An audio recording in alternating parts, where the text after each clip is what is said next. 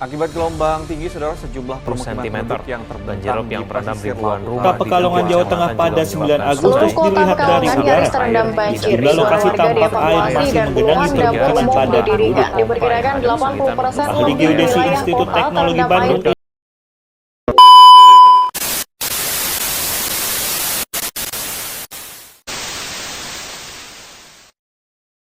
Assalamualaikum warahmatullahi wabarakatuh.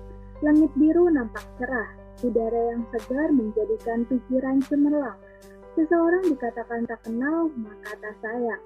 Maka izinkanlah saya memperkenalkan diri. Bismillahirrahmanirrahim. Perkenalkan, saya Restu Fitriani dengan NIM H44180003 sebagai salah satu mahasiswa yang mengambil mata kuliah Pemodalan Ekonomi Sumber Daya dan Lingkungan. Adapun penelitian saya berjudul Analisis Perspektif Petani terhadap Floating Hydroponic System dan Strategi Kebijakan Lahan Pertanian Pangan. Studi kasus di Kecamatan Wonokerto, Kabupaten Pekalongan. Pekalongan termasuk waterfront city, yaitu suatu kota yang berhadapan langsung dengan Laut Jawa. Kepesatan penduduk membawa dampak signifikan terhadap elevasi tanah di wilayah tersebut. Kondisi tersebut salah satunya menjadi penyebab tanah semakin datar, sehingga menyebabkan terjadinya potensi banjirop yang menjadi lebih besar. Drainase yang buruk dan faktor curah hujan yang tinggi pada saat musim hujan menjadi penyebab terjadinya rob di Pekalongan. Salah satu upaya yang dapat dilakukan untuk tetap mempertahankan perekonomian para petani di tengah rob yang melanda lahan, yaitu dengan penerapan sistem hidroponik. Namun, belum ada kelanjutan terkait program yang sudah diterapkan. Selain itu, perlunya strategi pengembangan keberlanjutan dalam menunjang capaian keberlanjutan sehingga dapat menghasilkan peraturan yang efektif dan tentunya efisien. Berdasarkan uraian yang telah saya sampaikan, maka kajian yang menjadi fokus perhatian dalam penelitian ini adalah yang pertama, bagaimana persepsi petani terhadap program Floating Hydroponic System, dan yang kedua, bagaimana strategi kebijakan keberlanjutan lahan sawah di Kecamatan Wonokerto, Kabupaten Pekalongan. Adapun tujuan dari penelitian saya yang pertama untuk mengidentifikasikan perspektif petani terhadap adanya program Floating Hydroponic System di Kecamatan Wonokerto, Kabupaten Pekalongan. Yang kedua, untuk merumuskan strategi kebijakan keberlanjutan lahan sawah di Kecamatan Wonokerto, Kabupaten Pekalongan. Penelitian ini dilakukan pada bulan Juli 2021 sampai dengan November 2021. Lokasi penelitian yaitu dilakukan di Kecamatan Wonokerto, Kabupaten Pekalongan, Jawa Tengah. Pemilihan lokasi ini merupakan daerah yang terdampak banjirop dan tempat yang masih memiliki lahan sawah. Pemilihan informan dilakukan secara sengaja atau secara purposif dengan pertimbangan yang sejalan dengan penelitian ini agar mendapatkan informan yang sesuai. Data primer untuk menganalisis strategi kebijakan lahan sawah diperoleh dengan melakukan wawancara terhadap key person yang terlibat meliputi Dinas Ketahanan Pangan dan Pertanian Kabupaten Pekalongan, Badan Perencanaan Pembangunan Daerah, dan pihak akademisi. Dan data sekunder diperoleh dari Badan Pusat Statistika, berbagai pustaka dari buku, jurnal, skripsi, dan internet yang relevan dengan penelitian.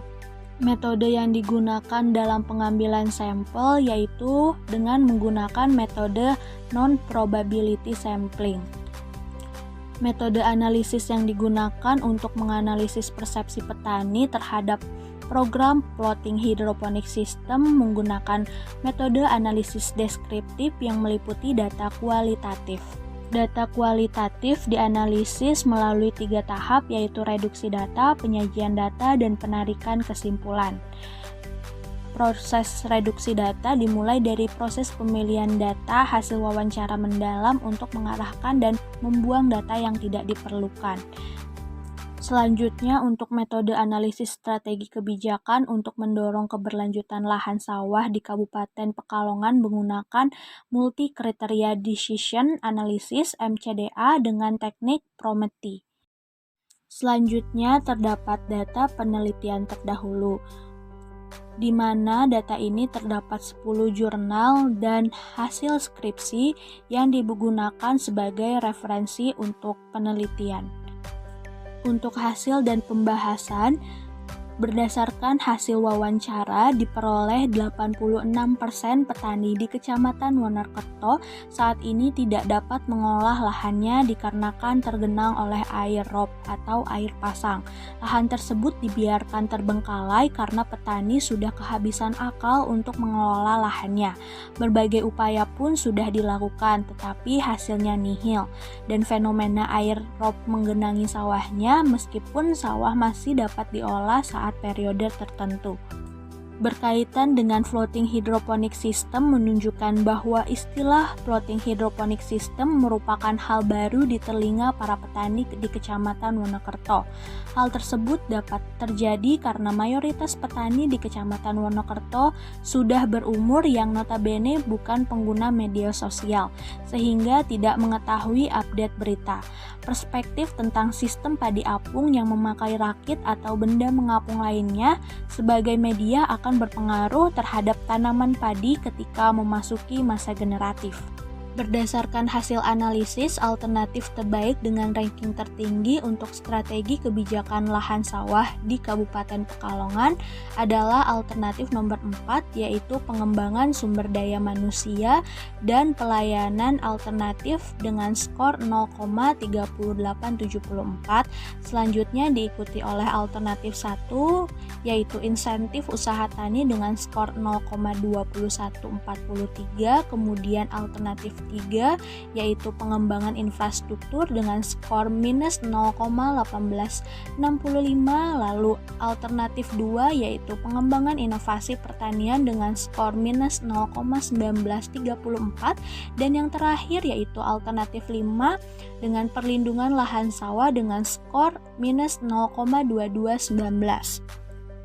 Berdasarkan hasil analisis, semua kriteria dalam aspek ekonomi yaitu tingkat produksi panen padi, biaya pelaksanaan program, dan tingkat pendapatan usaha tani mendapatkan kriteria yang sensitif atau tidak stabil terhadap perubahan bobot. Dan pada gambar 3.A menunjukkan sensitivitas kriteria tingkat produksi panen padi atau TPP ketika mengalami perubahan bobot di atas 14,45%. Maka secara berurutan yang akan menjadi alternatif kebijakan lahan sawah adalah alternatif nomor 4, 1, 2, 3, dan 5. Lalu pada poin B menunjukkan sensitivitas kriteria penyerapan tenaga kerja lokal ketika mengalami perubahan pada bobot bahkan sampai di atas 100%. Maka secara berurutan alternatif kebijakan lahan sawah akan tetap sama, yaitu menjadi alternatif nomor 4, 1, 3, 2, dan 5. Sementara pada poin C menunjukkan bahwa sensitivitas kriteria tingkat kualitas lingkungan pertanian ketika mengalami perubahan pada bobot di atas 12,50%. Lalu urutannya pun berubah menjadi alternatif nomor 3, 4, 5, 1, dan 2. Berdasarkan gambar tersebut yang menunjukkan 3 kriteria yang mewakili setiap aspek, terlihat hanya kriteria penyerapan tenaga kerja lokal yang tidak mengubah ranking. Bahkan ketika bobot kriteria penyerapan tenaga kerja lokal diubah dari baseline 10% hingga 100%. Alternatif kebijakan yang dapat diprioritaskan untuk strategi kebijakan keberlanjutan lahan sawah di Kecamatan Wonokerto, Kabupaten Pekalongan adalah dengan pengembangan sumber daya manusia dan pelayanan pertanian. Demikian hasil dari presentasi penelitian saya, lebih dan kurangnya mohon dimaafkan, dan apabila ada yang ingin ditanyakan dapat menghubungi email saya yaitu restu_testi@apps.ipb.ac.id. Terima kasih. Wassalamualaikum warahmatullahi wabarakatuh.